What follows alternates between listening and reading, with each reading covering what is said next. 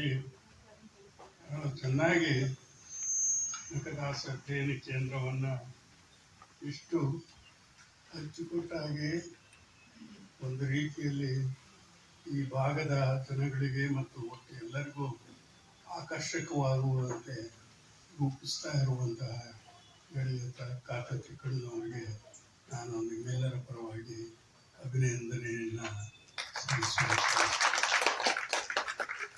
ಈ ಬಯಲು ಬಣ್ಣವನ್ನು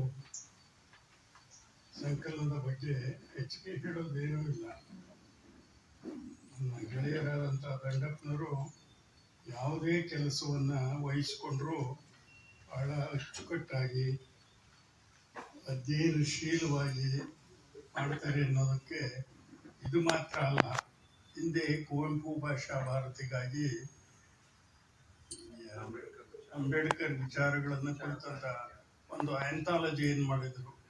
ಅದ್ಭುತವಾದ ಆಯ್ಕೆ, ಪ್ರಾತಿನಿಧಿಕವಾದಂತಹ ಶ್ರೇಷ್ಠವಾದಂತಹ ಬರಹಗಳನ್ನು ಆಯ್ಕೆ ಮಾಡಿ ಮತ್ತು ಅದನ್ನು ಪ್ರೆಸೆಂಟ್ ಮಾಡೋ ವಿಧಾನದಲ್ಲೂ ಸಹ ಅವ್ರದ್ದೇ ಆದಂತಹ ವೈಶಿಷ್ಟ್ಯ ಇದೆ.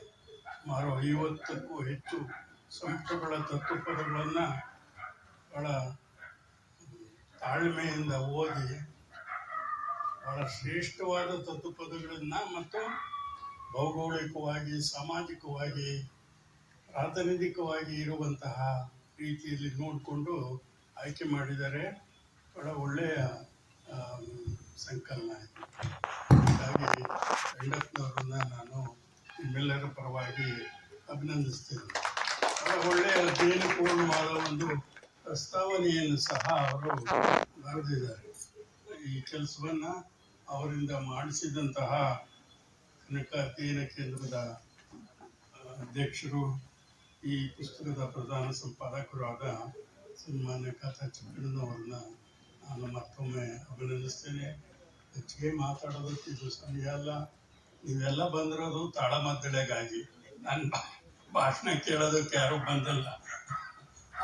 ಆದ್ದರಿಂದ ಈ ಸಂದರ್ಭವನ್ನು ದುರುಪಯೋಗ ಪಡಿಸಿಕೊಳ್ಳೋದಕ್ಕೆ ಹೋಗದೆ ಔಪಚಾರಿಕವಾಗಿ ಕೆಲವೇ ಮಾತುಗಳನ್ನು ಆಡಿ ನನ್ನ ಮಾತುಗಳನ್ನು